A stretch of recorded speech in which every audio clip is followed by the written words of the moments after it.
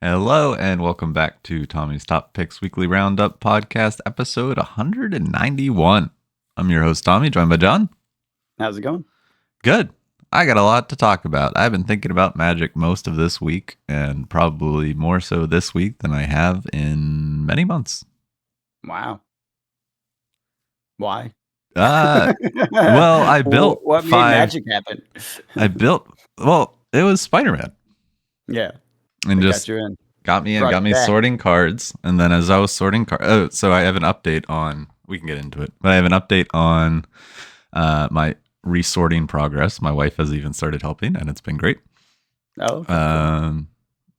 And I built 5 commander decks, working on my 6th.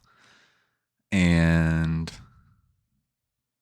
main topic's going to be why are things sliding? Because Universes Beyond is no longer special. It is the norm, which makes me think with no master sets, no commander sets,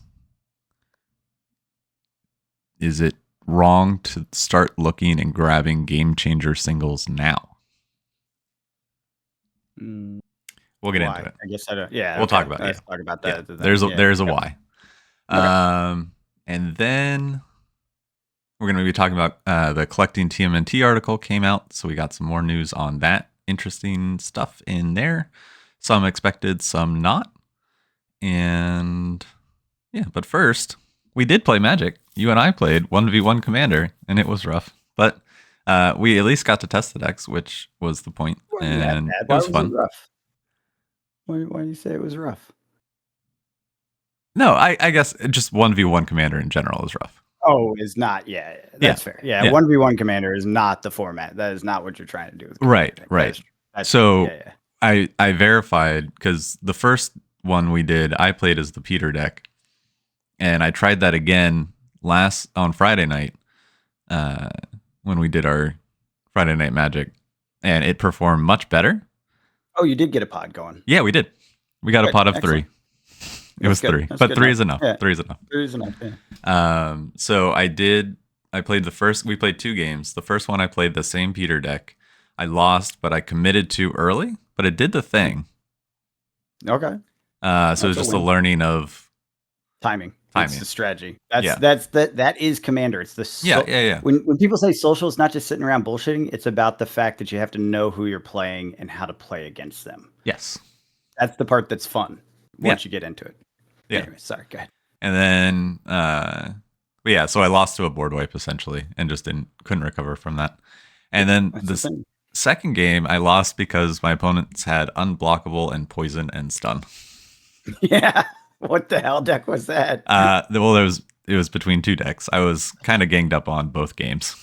Being the not usually in the crowd person, I think. But the one player had an unblockable thing that had poison, and this game I'm a little salty about. Yeah, that's rough. That's rude. Honestly. And then the other one went in. We all okayed it. But he was like, this deck may just get banned from the pod.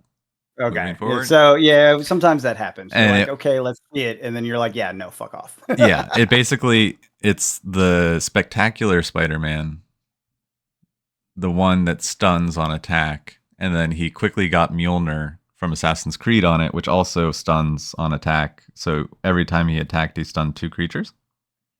Yep. That's pretty rough. And then the other one was just... So...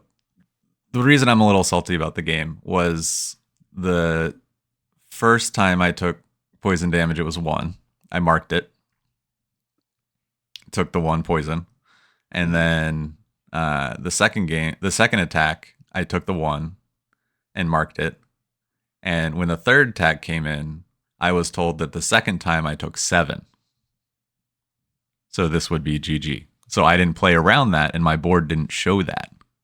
And I vocalized that I am taking 1 because there was no representation that creature was at 7. What do you mean? The unblockable was boosted up to 7. How? Through... Just not paying attention, Tommy? Yes. You were on your second monitor game and no, I didn't. I was fully paying attention. I was just a little elevated. as I usually am on Friday nights. Yep. But to be fair, after he attacked, I said, okay, I will take 1 poison, and marked 1 poison. And then we went all the way around the board. And then I was told. Yeah, that's kind of BS, but also kind of on you. If I'm assuming he announced what he was doing and you missed it, because I said, I'll take if 1. it's the person I'm thinking, is this the tryhard that hates blue? He was Or is it a playing different blue. guy? I know, but he started playing blue. Is this the guy that I was always complaining about before? Or is it someone I else? think don't so. know who Maybe. We'll talk after. Anyways, yeah, if it's that guy, then he absolutely announced what was going on, because he is as strict a perfectionist of a player as I know. Because he's very keen on making sure he does everything above board. Like, he's not trying to pull a fast one on anyone. So you probably just missed it. It was fine, I suppose. If that makes sense to you. Yeah. That's who it was. So funny. Oh, I got you. Yeah, that does make sense to me. Yeah, different player. Yeah. Not sure if he would necessarily, like, I don't think he'd do anything. No, I don't think it was ill will. He may it's not just have been as like strict on his announcement, because the other guy. But he attacked and looked at my board, and it wouldn't. The attack that he was doing, he knew that I didn't properly account for it. That you can't assume that, especially in TTS. Because you can't really see other people's, like, how they're marking stuff. At least the way I do it, I'm zoomed out enough. I usually can't read people's numbers and stuff on the other side. Yeah. Because I want to see the board and what's going on the cards. Yeah. So, either way, that was a quick game. So. Yeah, that is a bannable deck, though. Yeah. Sorry. Yeah. But yeah, so I built the 5 decks. In paper mostly. It was pretty fun. Yeah. So another one of the players played a very similar Norman deck with a lot of the same cards. And yeah, that deck goes off. That deck is very good. Definitely a deck, yeah. Because just the 2 games we played, I'm like, oh yeah, this is the thing, you can make this work. And if you know what you're doing, you can really make it work. I didn't know what I was doing. I was just kind of fumbling with it, and I still kind of got there. So yeah. It's pretty cool. I could tell that was I could tell that was like, I was like, this is a real deck. Like, this is worth like messing around with until you get it down to like exactly how you want it. That's always the best, when you like spend a lot of time kind of refining it perfectly. Yeah. It's always fun. But so then after I built these 4 Spider-Man decks, I was just like, you know what? I want an in-universe deck that's kind of just like very magic, very, I don't know, cool. And so I built Edgar Markov, and dang, that's a fun deck. I've been Edgar Markov. Yeah. Oh my god, dude! Of course you built a Markov deck. Yeah. You know, it's like the 3rd most popular deck, right? Second. Okay. Yeah. Anyways, of course you did. It's vampires. My wife loves vampires. I love vampires. I don't know. It fits for the cards that I have. It's delightfully cheesy. Perfect Tommy fodder. Yeah, and almost Red Go Burr. Not quite, but it's consistent too. Well, yeah, that's why it's the 2nd most popular deck, because it's easy to make a hyper consistent deck. Yeah. And me preferring to play 60 card more consistent decks. I don't know. Yeah. It fits me. You want a try-hard deck, and that is so I want to play my fun decks, but then if people are try-harding, or crushing you. Yeah, I get that. Everyone should have a slammer deck. Exactly. Sure. It's not that my dragons are. If I lose too many times, I bring the dragons out. And exactly. Yeah. So basically, that's what I'm building there. I got you. Yeah, that's a good version for that. That is absolutely the one. It's not here. Let me pull this out get some precons. Yeah. Because no. And then the other one was Kalia the Vast, who's like the 5th most popular commander. I might have started one of those. I'm trying to remember what she do. Do you remember off the top of your head? Yeah, she's 1 red, white, black, flying 2/2. Whenever she attacks an opponent, you may put an angel, demon, or dragon creature card from your hand onto the battlefield, tapped and attacking.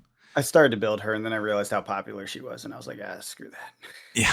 Plus, I didn't want to take my dragons out of my dragon deck. That's fair. That's fair. I'm building her more around Angel and Demon, which is kind of cool. I wanted to build an angel version only with her. Yeah. Like I started to build an angel pile, and I just never got there. Yeah. So that's the direction I'm taking that one. That's cool.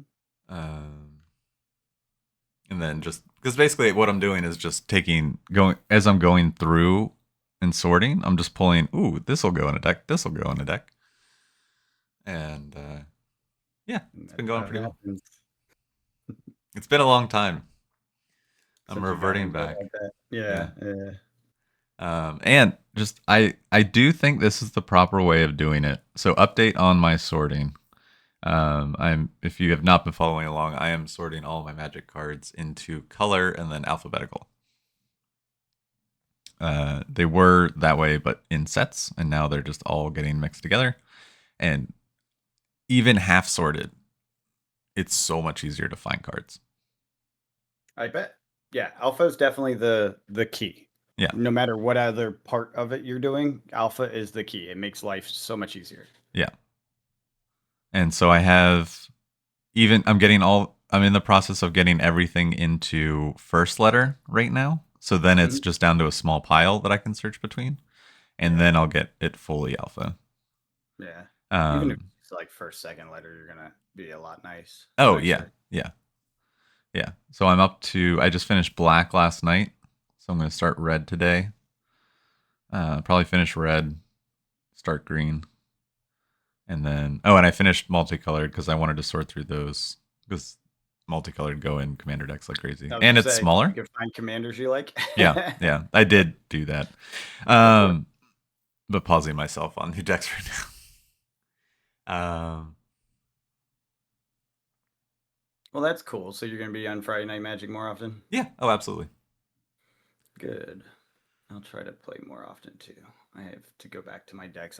Those last two decks I was working on are still like fun and need work. Was it Hashington and what was the other one? Can't remember. The other one I liked more, but it wasn't as consistent, so it needs more work. Yeah. But yeah, into our main topic. Why things are sliding. I think they saw Lord of the Rings, they saw Final Fantasy, Fallout, even all the other ones that just don't really fit into all the other universes beyond don't really fit because they didn't have like full product releases. But now that every universe beyond has full product release, quote unquote, they're not as special. And I noticed another thing, that there's no masters and no commander sets. And well, the no commander sets has kind of been true for a while. We just didn't notice. Right, but now we know that there's another year without them.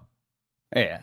So do we see a tick up in Baldur's Gate, Commander Masters? Because these cards, like the game changers and stuff like I was talking about earlier, are being reprinted, but they're being reprinted in these Universe Beyond Eternal Legal full art versions. Yeah, that's where they're doing the cheat the cards into the right. Instead of one big commander set, they're divvying it up into the Universes Beyond, like TMNT is getting doubling season. Yeah.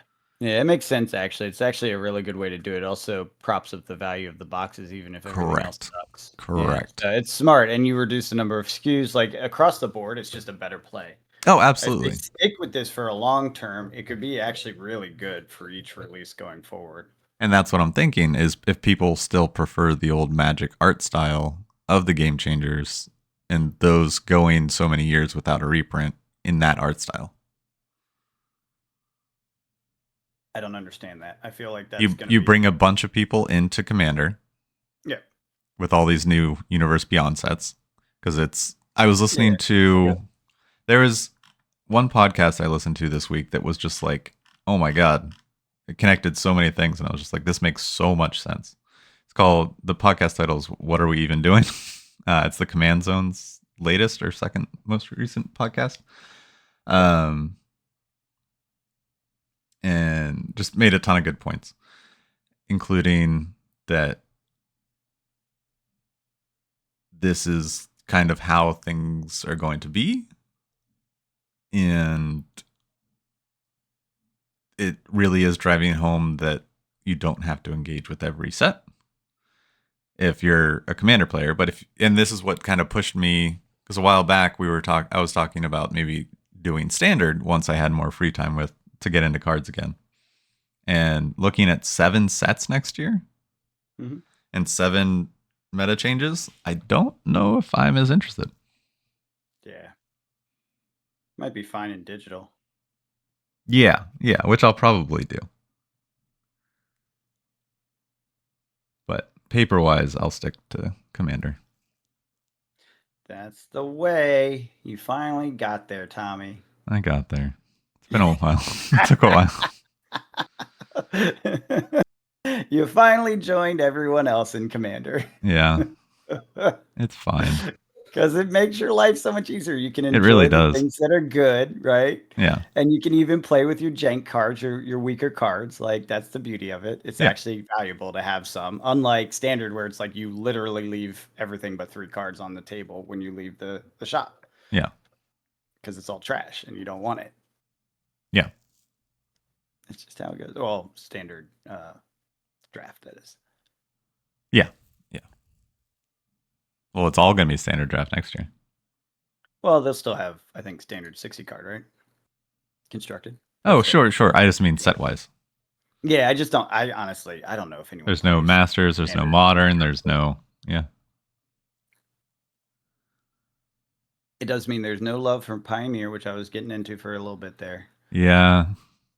It's fine. You know why they did that? Because the power creep that they're doing on the standard sets means it's changing Pioneer anyways. Yes, for sure. It's kind of funny. It's like old power decks that used to do something. They'll print a card that engages with that old style, and so they pop back up. It's kind of fun because you get to experience kind of what happened in Magic while I wasn't playing, basically, is how I like it. But oh yeah, sure. Engaged super recently, so yeah. What do I want to open, Tom? You haven't opened anything in forever. I don't know. What are you building? What do you need? Spider-Man is under 500. Yeah. Open a box of Spider-Man. Tarkir's down to 300. Open another box of Tarkir. I might open Tarkir. I have that on the shelf. I actually pulled down one of the mom card displays because I had that case. I have 2 left, and I have it for sale. And I really enjoyed opening that, and so I did pull it down and put it on my temptation shelf, where all my stuff is sitting that I can see when I turn around.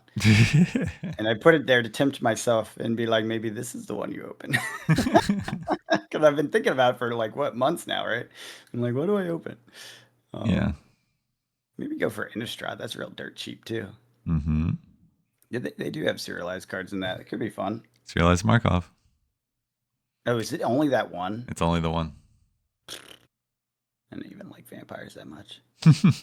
It's funny. I like vampires and werewolves. I like Magic because the first real sets was that Innistrad set. Because that, I am so off of vampires and werewolves because of that. It's so sad because I used to love it when I was a kid, like the vampires and stuff, the sanguine vampire and all that. That's in my deck. I love that. But now it's like the new sets kind of suck. There's the wedding thing. I didn't like the wedding theme. I didn't like the black and white. What was that? The double feature. Double feature, yeah. Yeah, they overprinted it, which didn't help. The werewolf, what is that weird card flip thing? You know what I'm talking about? The Dusk and Dawn or whatever it's called. Day and night. Yeah, I didn't really like that. It was kind of a clunky mechanic. So with all that against it, why would I ever open that? Even though I do have some on my shelf. I plan on opening some of mine. I might open a Midnight Hunt collector box just because I won't feel like I'm losing anything for sure. That I definitely wouldn't open. Why? Because that has the day-night cycle and stuff. Well, I know, and the idea is that it would be to try to find something I actually want to do with it. Like that, and I won't be sad if I don't because Yeah. it's less than $200. Yeah. No, that's fair. That's fair. It's such a dirt cheap box. It's like if this is trash, well, it wasn't worth much anyways. Fair. Yeah. Yeah, I have the case of Innistrad, but I have 2 loose boxes. I may open those 2 loose boxes. Yeah. I don't know. Was there anything good in Innistrad Remastered that would be Yes. Commander worthy? Yes. What was in there? Um, I don't remember what was in that box. I pretty much skipped that one, remember? That was like the yeah, first one. I was like, I don't care about this. and I was surprised.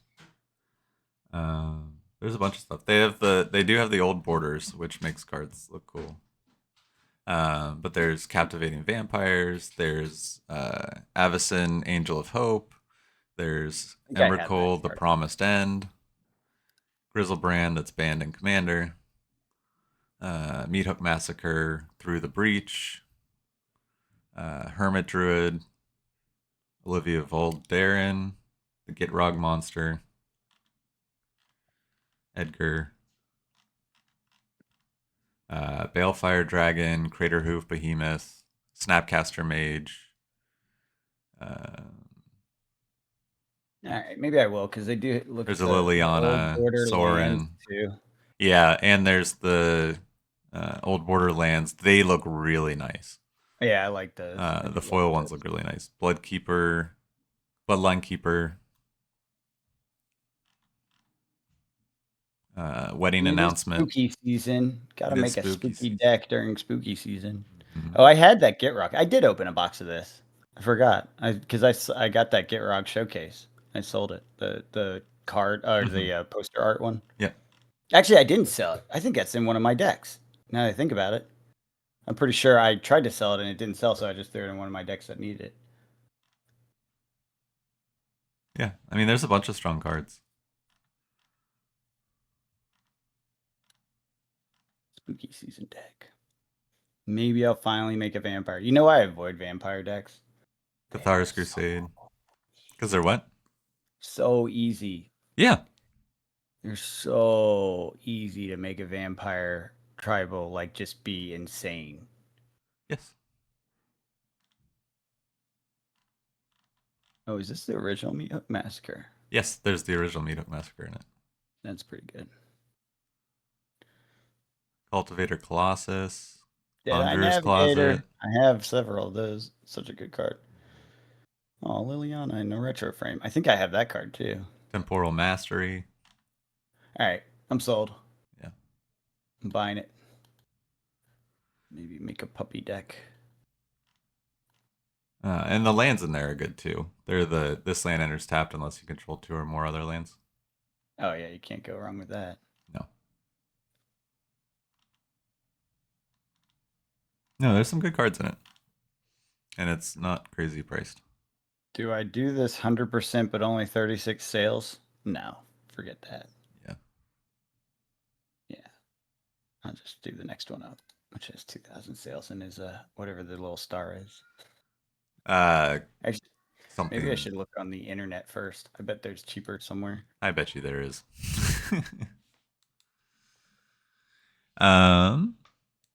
Want to talk about?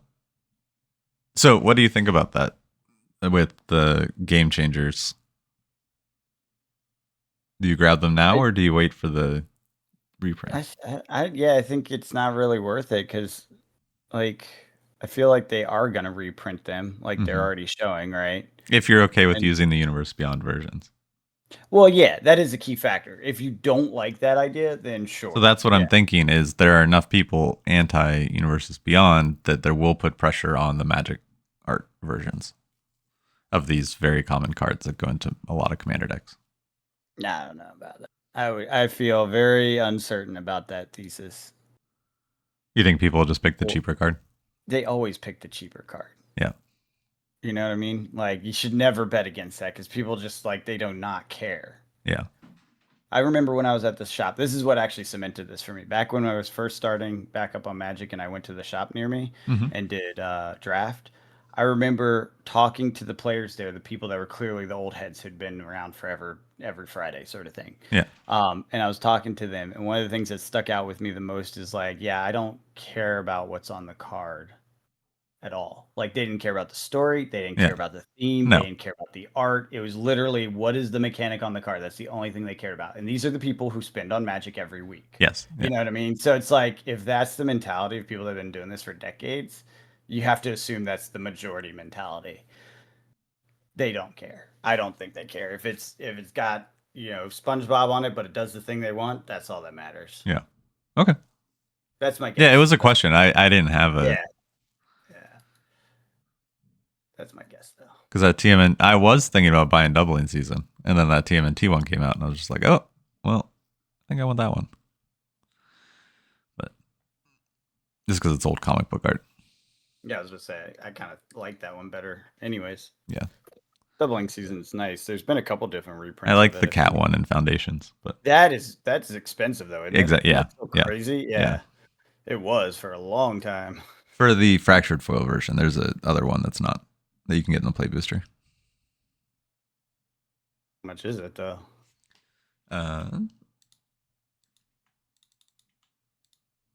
Let's see.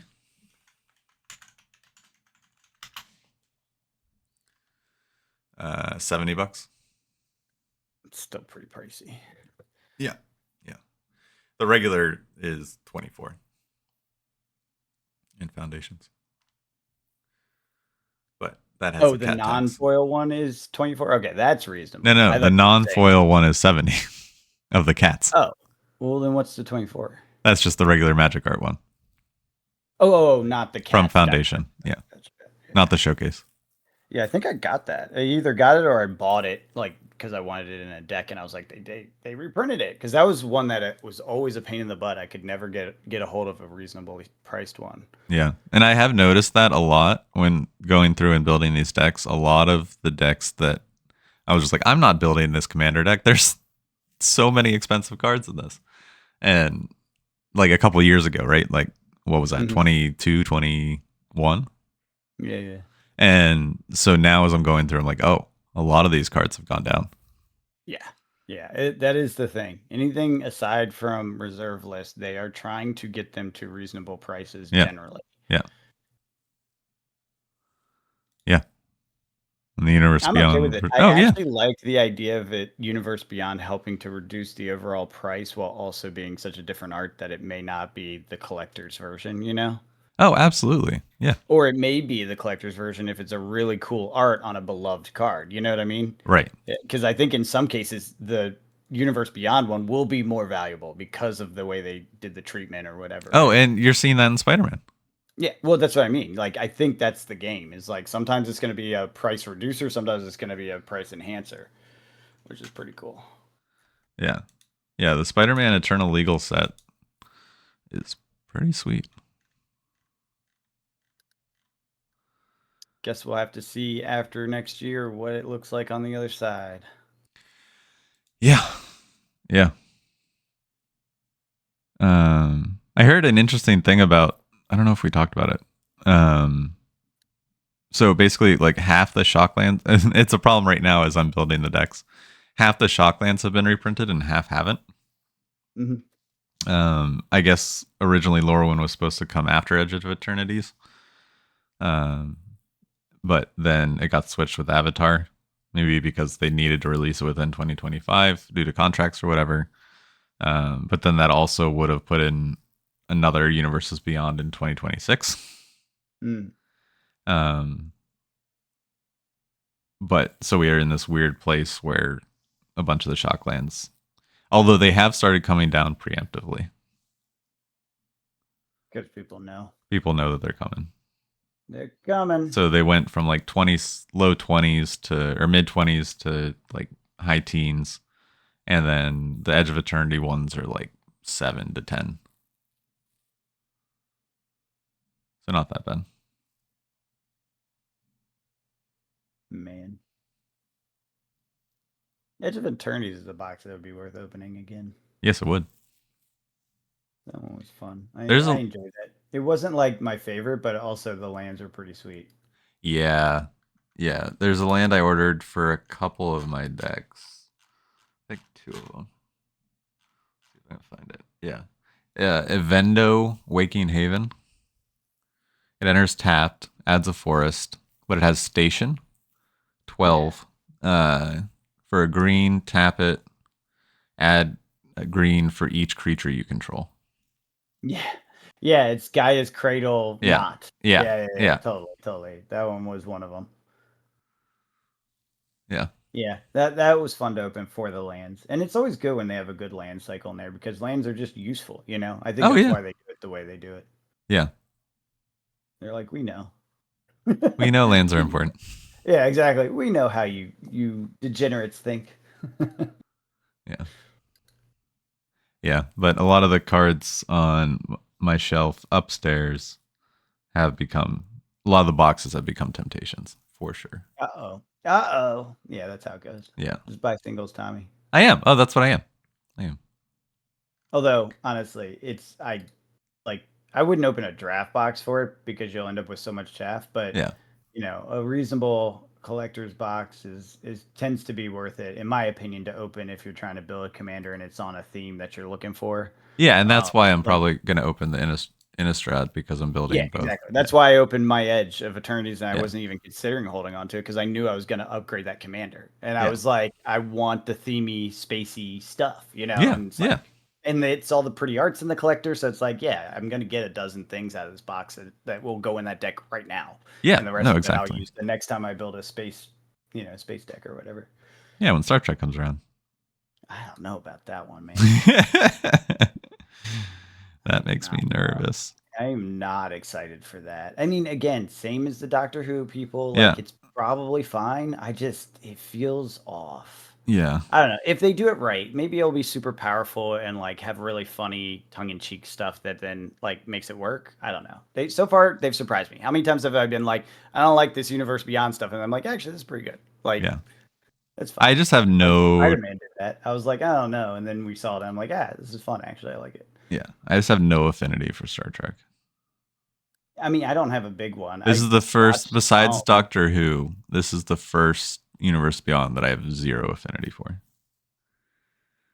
Wow, Tommy, why you hate Star Trek? I don't. I'm not excited for it. You don't like Future Utopia? What's wrong with you, man? It's one I can skip. It's not for me. Fair. Yeah, it's fair. It's fair. And honestly, like the rest of the year does look pretty exciting for me because like Lorwyn, I'm excited for. TMNT, I'm excited for. The only one I'm excited for is Lorwyn. Strixhaven. Oh yeah, depends. Yeah.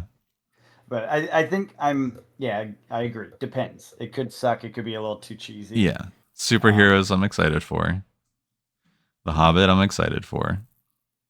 The Hobbit, I bet you we get Orcish Bowmaster and the Ring reprinted in the Eternal set because they don't want to put it in Standard. Yeah, probably. Reality Fracture, don't know enough about. And yeah, then we got Star Trek. Speaking of Teenage Mutant Ninja Turtles, they released the collecting article. Yeah, what did it say? We're not getting serialized cards. Okay. We are getting borderless headliner cards from with Kevin Eastman art, which are like he's the creator of TMNT. And so basically they're taking like original comic book art and making them like the gold signature cards from Weiss Schwartz. Yeah. I mean, I don't know about the Weiss Schwartz thing, but I do. Like, it's just like there's a gold signature. Yeah. I like that. So it's just kind of like the black and white art with. Yeah, that's pretty cool. Yeah. I do like those. If those drop to like if those are kind of like the comic book ones in Spider-Man where they are like $100 to $200, I may grab the 4. Oh, I wouldn't spend that money on that, but yeah, I get you. Yeah. It's more in your realm of collecting, like personal collection kind of thing. Yeah. Then we have the borderless source material cards like the doubling season and borderless pizza bundle cards, which has a dark ritual which I actually love. It's pretty good. And that comes in the pizza bundle. So, like, there's the comic book bundle for No, Spider-Man. I saw that. I Yeah. hate that. It's fine. I'm just like, no. And the pizza lands. Yeah, The no. pizza lands are No. so good. No, I just don't. No, it's fine. You can. The mushroom is the It's for swamp. people. It's not for Pepperoni. me. It's not for me. Broccoli is the forest. It's so good. No, I hate it. I hate everything about it. Interesting, sneaky thing about the play box, which changes draft, so I care. There's 2 uncommons instead of 3. That's interesting. Why did they do that? Don't know. Yeah, that's a weird one. Trying to cut the power level down again Maybe. for draft. Yeah, that's a weird one. That is weird. And in 1 and out of 28 play boosters, 1 of 20 non-foil source material cards will be in replace a common. 1 in 20 packs.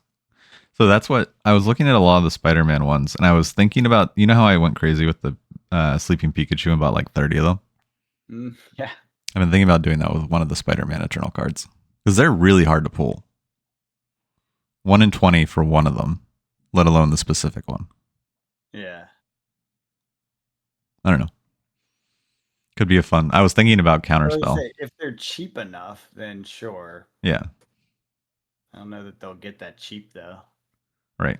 I'm watching Counterspell. Yeah. Yeah. Just keep an eye on it. Like wait until this set's boring. You know. Oh like yeah. High hype of the next set, and then you'll have a sense of whether that will work or not because it'll be settled in a price range. Yeah. Yeah. During like hype Avatar release, I might look then. Yeah. I just realized Reality Fracture is next year too. I'm interested in that one. Lorwyn and Reality Fracture and maybe The Hobbit. It depends on how they do it. I'm excited about The Hobbit. And Strixhaven, even still, like looking through just the like preview art, I'm less excited. Yeah. I don't know. We'll see. If they bring Dina back doing something awesome, I might be New Dina card? I could get down with some Dina. I love my Gold Carry. Yeah. We have 1 commander deck. What does that mean? There's 1 commander deck with Teenage Mutant Ninja Turtles. No. Yes. What are you talking about? There's 5. No, there's 1. What? Commander deck. Or I just look at this. Get in on the turtle action with the set's commander deck. Turtle power.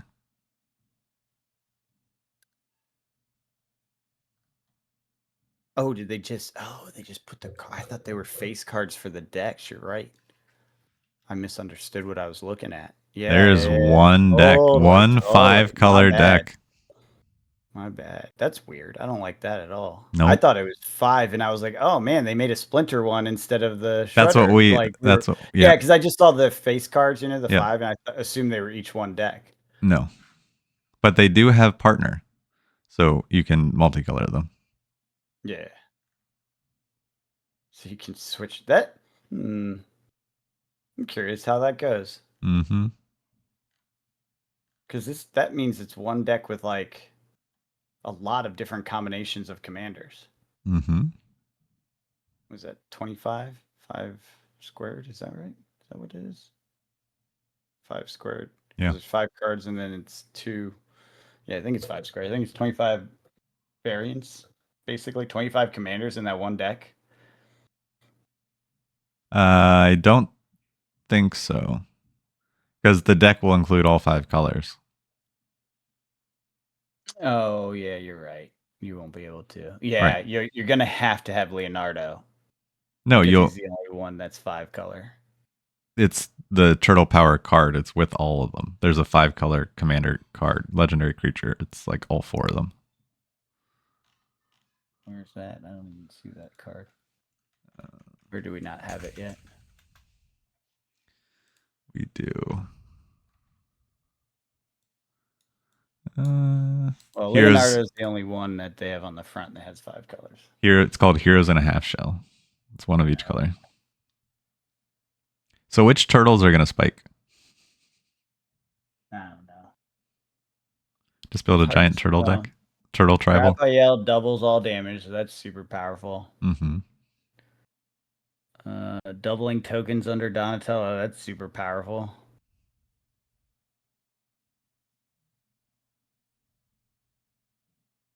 Mm-hmm. We don't know what a mutagen token does.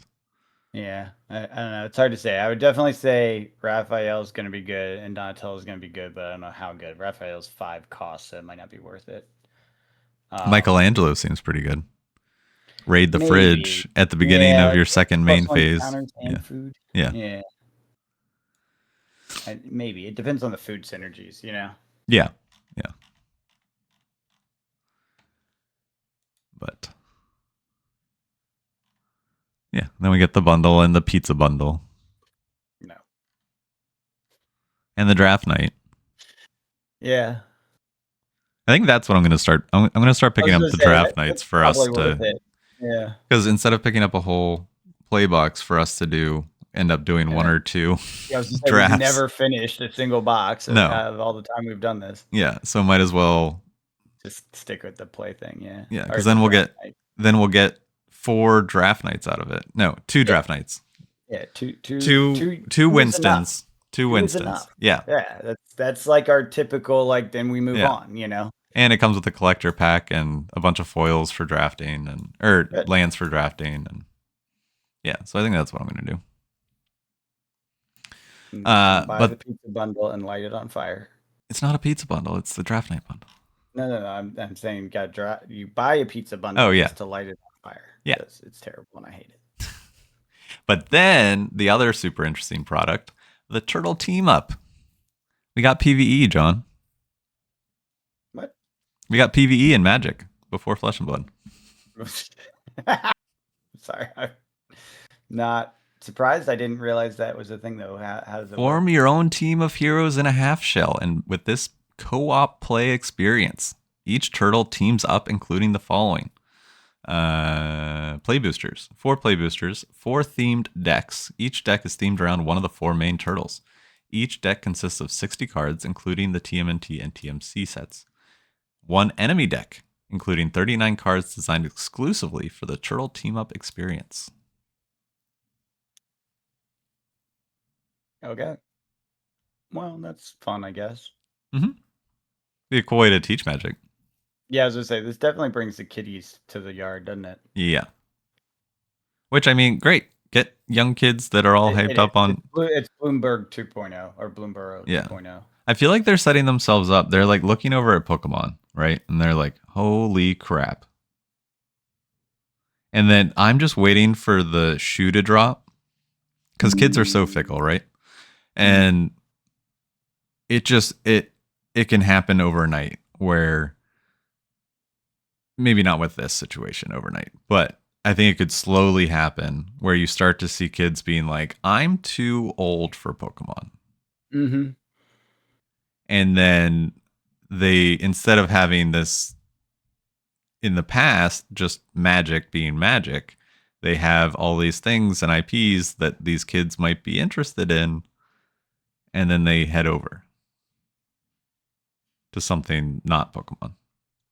But I think that's definitely a possibility. More likely now than before. So the child of our friend who plays Magic has made that transition, you know? Yeah. Well, he doesn't count. Early in the curve or late in the curve as far as that generation of kids. Like, I'm not sure where he sits in this generation's curve, but the point being that if he's done it, others have done it, right? And it's a thing that's I feel like he almost doesn't count because his parents, he was going to play Magic eventually. Well, but don't you think that's the people that are being targeted? It's the kids of the people who already play Magic? No, I think they're also targeting a lot of kids that just are into collecting and opening Pokemon. That's trickier. Because Magic's hard to learn. You need someone telling you how to play. Correct, but they don't know that yet. But now there's just flashy cards that they can collect like Pokemon. And not play. I guess. I don't know. I feel like it's definitely targeting the kids of the adults who play Magic. Yeah, because the amount of kids that play Pokemon and the amount of kids that love Pokemon cards are two very different numbers. Sure. So that would probably continue. It wouldn't mean more players. It would mean more eyes, more interest. Yeah. Maybe some more players, but because from what I've heard, like Lord of the Rings and Final Fantasy both brought in players that have stuck around. It's a little early to declare that victory. Final Fantasy for sure, but yeah, Lord of the Rings. I guess Lord of the Like a Rings. lot of the store owners that I watch on YouTube are just like, yeah, the wave that came in with Lord of the Rings, like they reference the waves of people that came in. Yeah. And yeah, and then now those Lord of the Rings people have another carrot on a stick with the Hobbit next year. So Yeah. because I feel like it gets We do dangerous get when another you look Final out. Fantasy set too. Well, we have the holiday set at the end of the year. No, I mean another set the following year. Oh yeah. Well, there are new cards in the holiday set. Yeah.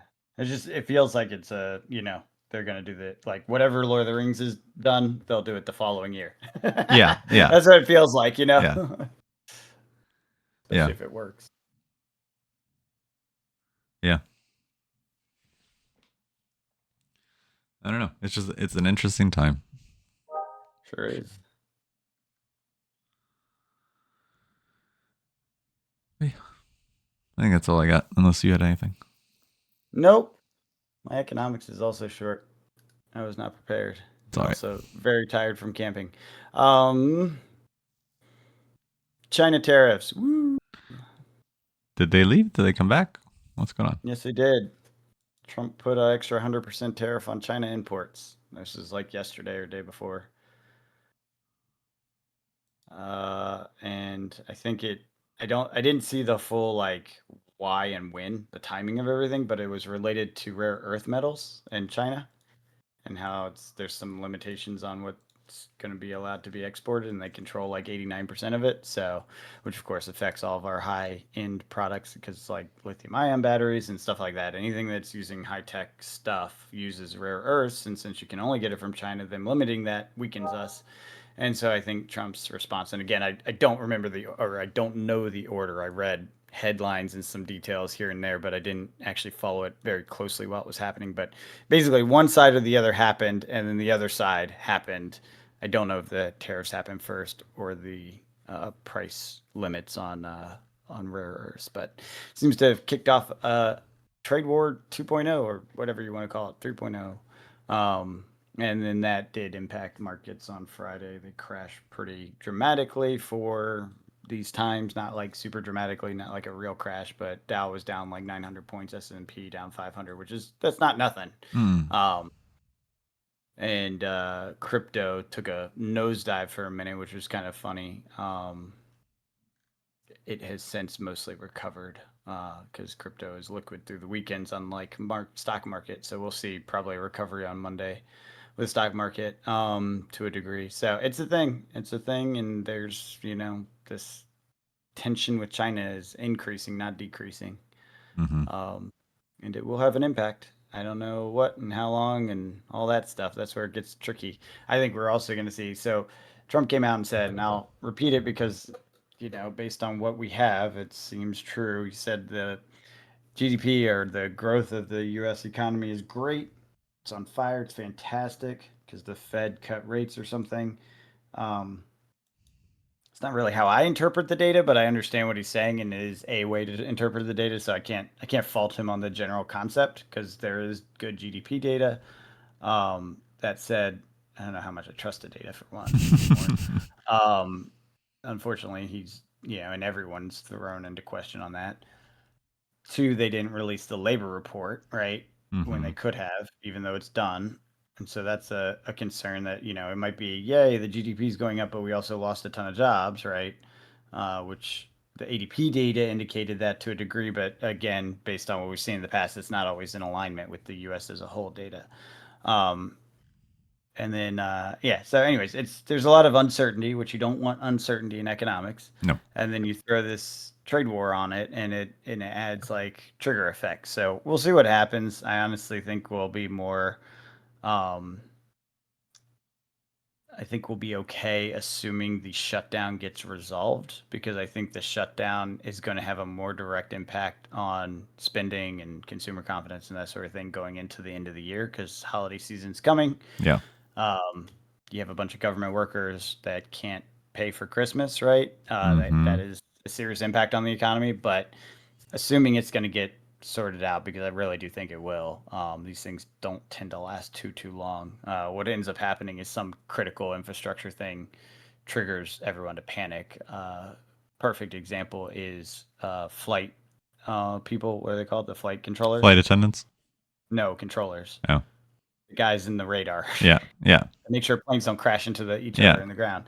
Yeah, Just well, before they I have to are. go fly. Yep. Yep. Yeah, those are government workers, and there's this like interesting little thing that happens when these shutdowns happen. They have to keep working even though they aren't getting paid. Can you Mm-hmm. imagine that? You have to go to work every day in a high stress job, one of the hardest jobs on the planet. Yeah. You have to go to work, Yeah. and you know you're not going to get a paycheck. Yeah. And now there's like these threats that they won't get back pay. Well, as a result of those threats leaking out of the White House, a bunch of them, like 10%, took sick days. Mm-hmm. So the few that are still working are even more overworked and stressed and all that. So when that happens, to a certain degree, when it starts to make things really precarious for flights, that impacts top people in the economy. When my private jet won't take off on time, I'm going to make a Mm-hmm. call, and that kind of Mm-hmm. tends to break it up. So I do think it will be resolved, hopefully, before the end of the month, so we can fly safely out of the country. That would Uh, be nice. I've been thinking about that. And then the same with the TSA, which are another one that has an impact, although that has less of a high end impact. That's just a general impact for everyone that has to fly going through TSA. But when those things get really precarious and really uncomfortable, that usually breaks the stalemate on whatever the government shutdown thing is, and then it gets resolved, and then we end up having a happy Christmas with those people working and getting paid again, right? Um, Consumer sentiment is up. That is a factor that's worth keeping an eye on. You take that along with the GDP growth, and it's like, okay, there are some positive signs going into the end of the year. But of course, you take that positive sign and you throw a freaking trade war on it again. It's like, why would you do this? Yeah. And now we run back into uncertainty. So we'll see what happens. That's pretty much all I got on that. I will say, best trade of the year, debasement trade, Bitcoin and gold, to basically not trust the US government's ability to sell bonds. That has gone up quite well. Gold 53% on the year, whereas the dollar itself has dropped 11%. So guess what? Not America is a better trade right now and has been all year. So Yeah. that's a thing. But I don't know how long that one lasts, though. I do actually think it's kind of running to the end of its steam. But we'll see. We'll see Yeah. how it goes. I'm adding a little more international to my portfolio. Yeah. Yeah, I think I'm about to sell out my gold. I had about a third in gold for a while there. I didn't get the full 53%, but I got like 26 or something on it. Mm-hmm. So it's worth it made some money. It helped balance out everything else, and now it might be time to switch. Getting there, getting time. We'll see. Cool. Well, anything else before we call this a podcast? That's all I got. Cool. Well, if the world's still spinning, we'll catch you guys next week. Have a good one.